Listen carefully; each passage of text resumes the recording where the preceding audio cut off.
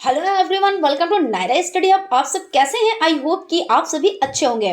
Friends, जैसा कि आप लोगों को पता है कि बीपीएससी ट्री 3 का subject wise class wise roster जारी हो चुका है और बहुत लोग ये भी बोल रहे हैं कि ऑफिशियल में क्यों नहीं आ रहा है। तो थोड़ा सा समय लगता है, कई बार पहले ही सारी चीज़ें क्लियर हो जाती हैं और कई बार क्या होता है कुछ चीज़ें बाद में भी क्लियर होती हैं, थोड़ा टाइम इन चीज़ों में लगता है। और ये बोला गया कि 86,000 पद आएंगे, तो ऐसा लग रहा था कि वैकेंसीज जो भर्तियां हैं वो घट रही हैं, लेकिन इस बार आप लोगों को 1,02,000 वैकेंसी देखने को मिल सकती हैं।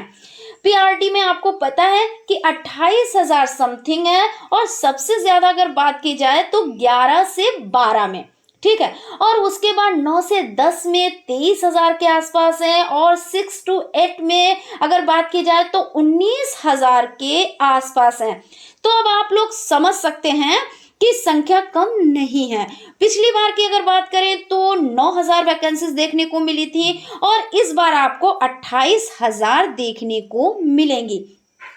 इसमें कंपटीशन 6 to 8 में ज्यादा है। क्यों? क्योंकि देखिए डीएलएड वाले भी हैं और बीएड वाले भी हैं।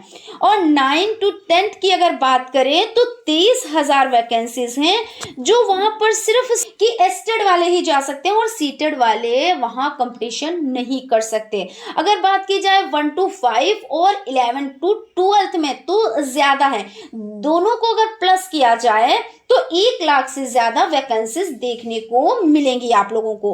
और अगर बात करें कि कंपटीशन कैसा रहने वाला है, तो अभी तक फॉर्म ज्यादा भरे ही नहीं गए हैं। ऐसा क्यों हो रहा है आखिर? तो बात कर लेते हैं कि नए वालों जो नए हैं तो उनको तो मौका ही नहीं मिला है। अगर यहीं पर क्या होता, जो अपेयरिंग वाले हैं उनको मौका मिलता तो क्या होता, बीएड और डीएलएड को तो शायद संख्या क्या होती, ज्यादा होती। लेकिन क्या हुआ, उन लोगों को मौका ही नहीं मिला। क्यों? क्योंकि देखिए इस बार बहुत ज्यादा लोग सीटेट में भी क्या नहीं पास कर पाए हैं। और अगर सेकंड की बात की जाए यानी 6 to 8 की बात की जाए तो उसमें 1 लाख ही लोग क्लियर कर पाए हैं। और इसी तरह पेपर 1 की भी यही कंडीशन है। तो कुछ लोगों की बीएड डीएलएड की डिग्री भी कंप्लीट नहीं हुई है, क्योंकि आप लोग जान सकते हो अभी जिनने एग्जाम दिया है तो उनकी भी डिग्रियां ही नहीं उनको प्रोवाइड हुई, तो वो कैसे डाल सकते हैं, है ना।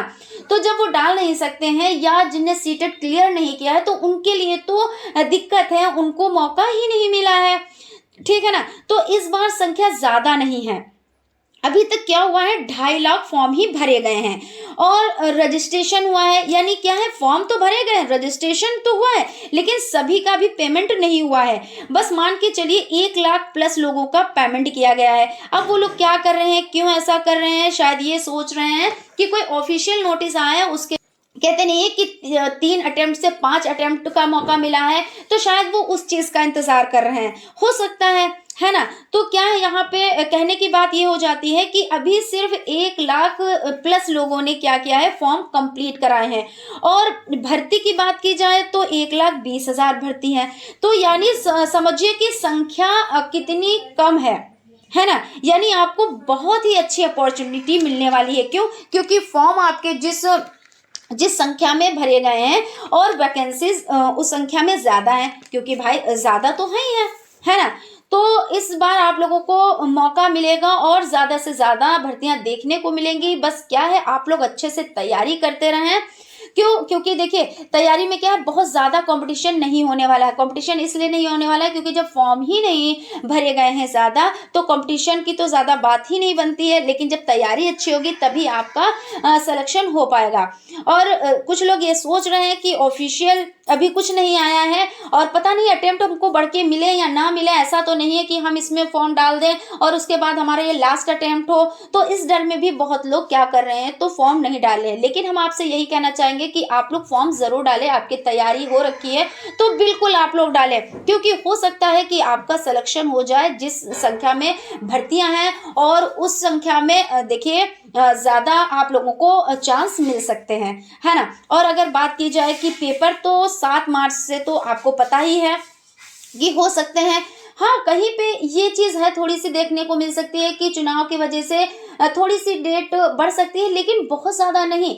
मतलब यही है कि मार्च ही में एग्ज़ाम होंगे, लेकिन 2-4 दिन अगर घट बढ़ जाते हैं, यानी घटने की तो बात ही नहीं, बढ़ सकते हैं, तो 2-4 दिन में क्या होगा, तैयारी आप उसी के अकॉर्डिंग करें। जैसे 7 मार्च से स्टार्टिंग है, तो आप तैयारी उसी के अकॉर्डिंग करें। वो बात अलग है कि 2-4 दिन, 10 दिन आपको बढ़ के मिलते हैं, यानी एग्ज़ाम 2-4-10 दिन बाद में हो रहे हैं, तो अच्छी बात है। आपको क्या होगा, आपको रिवीजन का टाइम मिल जाएगा, और जितना आप रिवीजन कर लेंगे उतना अच्छा होगा, है ना? तो ये चीज़ हो जाती है। तो हम यही कहना चाहेंगे कि आप लोग तैयारी करें, और जो फॉर्म आप उसको कंप्लीट ज़रूर करें, क्योंकि मौका मिला है तो कहते नहीं, मौके को भुनाना चाहिए।